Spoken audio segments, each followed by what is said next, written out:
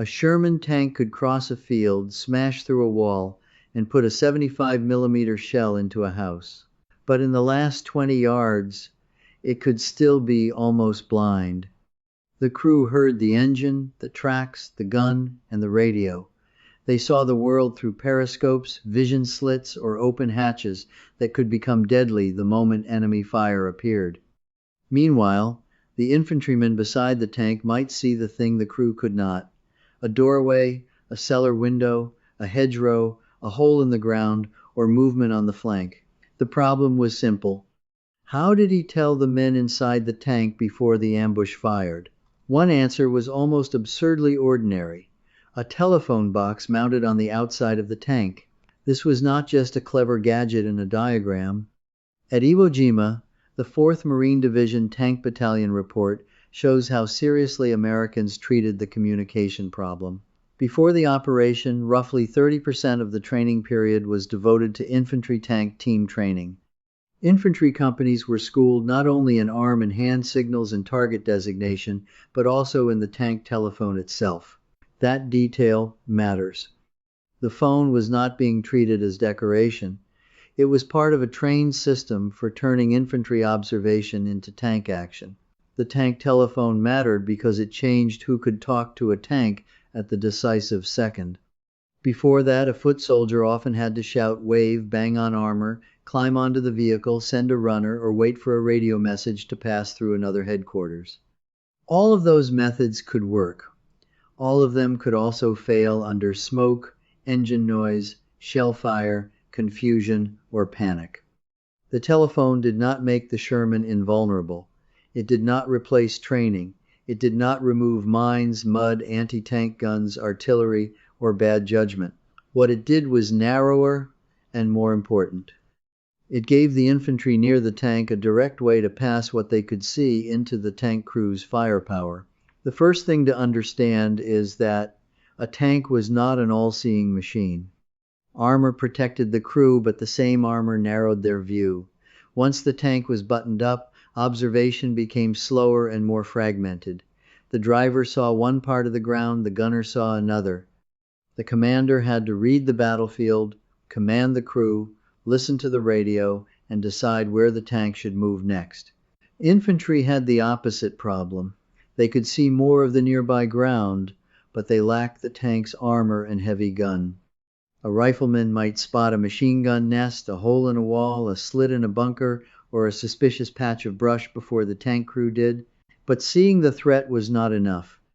If he could not communicate it quickly, the tank might keep moving, turn the wrong way, fire at the wrong building, or stop in a position where the infantry could no longer protect it. That is why wartime doctrine treated tanks and armored infantry as mutually supporting arms. The tank brought shock, protection, and direct firepower. The infantry brought close observation, local security, and the ability to occupy ground. The hard part was making both arms act like one team while the battlefield did everything it could to pull them apart. The U.S. Army did not discover communication only when someone attached a phone to a tank. Manuals already listed radio, wire, messenger, visual signals, sound signals, and liaison. In fast-moving armored action, radio was the principal method inside the armored infantry battalion. But radio did not automatically connect every rifleman to every tank crew. Radios were scarce at the lowest levels. Nets could be busy. Terrain could interfere. A message often had to move through a chain before it reached the right vehicle. Visual signals had their own limits.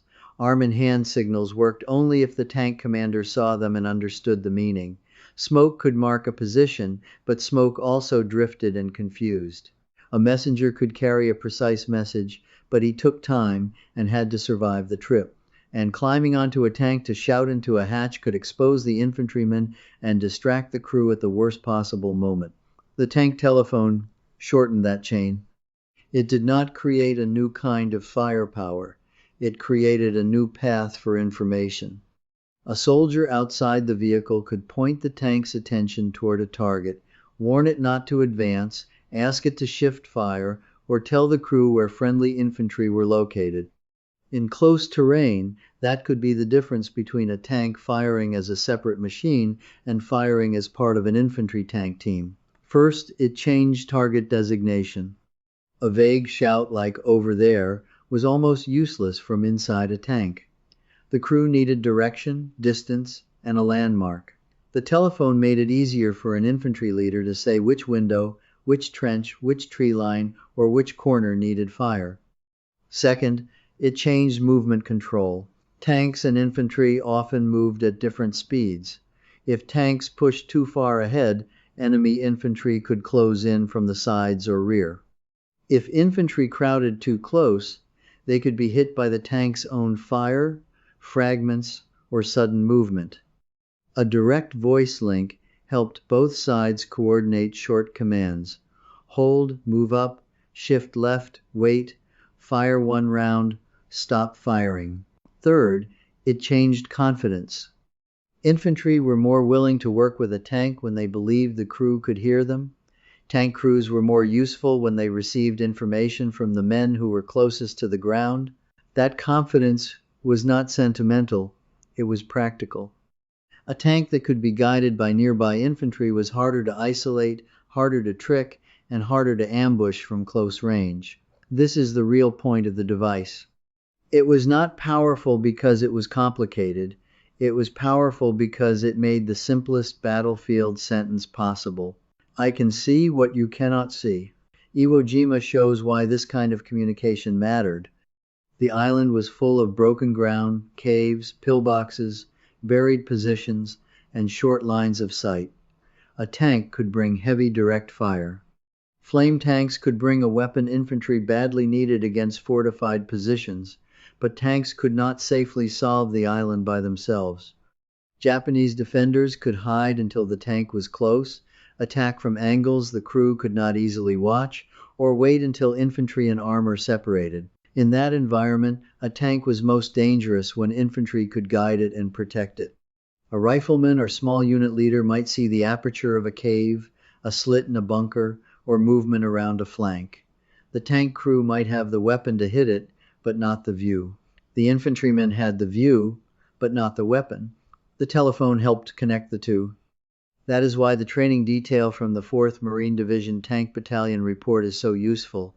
The report does not present the phone as a miracle device. It lists it beside arm and hand signals and target designation. In other words, the phone was one part of a communication system. If one method failed, another might still work. The point was not to make the tank independent. The point was to make cooperation routine before the first real fight. The report does not prove that every tank on every battlefield used the phone perfectly. It proves something more useful for this episode. American units had identified the problem, trained infantry to use the device, and treated tank infantry communication as a practical combat skill. The European evidence in this episode is more limited, so it has to be used carefully. In the Ardennes fighting near Echternach and Berdorf, the U.S. Army official history describes exactly the kind of problem the telephone was meant to reduce. Mud and terrain-bound tanks to roads, German close-range anti-tank fire from houses stopped or slowed tank infantry movement. Before a counterattack, half-tracks with radios were moved close to the line of departure as relay stations in the tank infantry communications net. In Berdorf, one passage describes house-to-house fighting in a sequence that is almost a diagram of close cooperation. A charge opened a wall, a tank moved up and fired into the gap, and infantry followed with grenades and shoulder weapons. The source does not say a tank telephone directed that action, so we should not say it did. But the example shows the communication problem in its raw form. When tanks and infantry were only yards apart, they still had to coordinate timing, targets, and friendly positions. The telephone was not the only answer to that problem. Radios, relay stations, liaison, prearranged plans, and rehearsed signals all mattered. The phone was one more direct path, especially useful when the man who saw the danger was standing outside the tank rather than sitting on a radio net. The tank telephone had hard limits. It did not help if infantry were pinned down, killed, or separated from the tank. It did not help if the soldier could not reach the rear of the vehicle safely. It did not remove mines, anti-tank guns, artillery, poor terrain, or enemy infantry already inside grenade range. A phone could pass a warning. It could not guarantee that the tank could turn, see, or fire in time. It also depended on training. A direct line is useful only if the infantryman knows what to say and the crew knows how to act on it. "There is a gun over there" is not enough. A useful message gives direction, distance, landmark, and urgency. The Marines did not only have a telephone, they trained infantry companies in how to use it alongside hand signals and target designation. Finally, the phone was not universal in the neat way a diagram can make it seem. Some tanks had field modifications, some later vehicles had more formal installations, some crews relied on older methods. This means the safest historical claim is not that the tank telephone transformed every Sherman in the war. The safer claim is narrower. Where it was installed and trained, it solved one of the most dangerous small problems in armored combat: how to get an infantryman's close observation into a tank crew's decision before the enemy fired first. So, what did one telephone really change?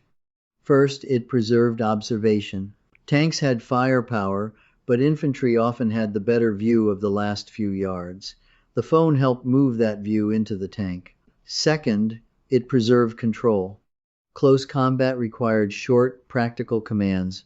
Stop, move, shift fire, hold fire, target that window, wait for the squad.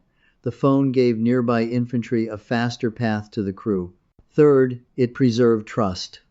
Tank crews and infantrymen worked better when each side believed the other could respond. That trust was built by training, signals, liaison, radios, and repeated contact. The phone did not replace those things. It made them easier to use at the moment when distance was measured in steps. That is why a small box on the back of a tank mattered. It did not make American armor unbeatable.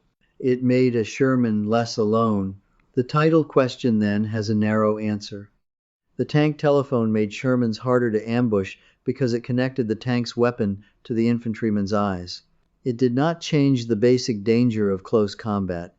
It changed the path by which warning, target information, and trust could reach the crew. The next question is, what happened when that same problem moved from one tank to an entire battlefield radio net? In the next episode, we move from a telephone on the back of one vehicle to the larger radio networks around American units and ask why U.S. radio traffic could sound chaotic while still helping the force move faster.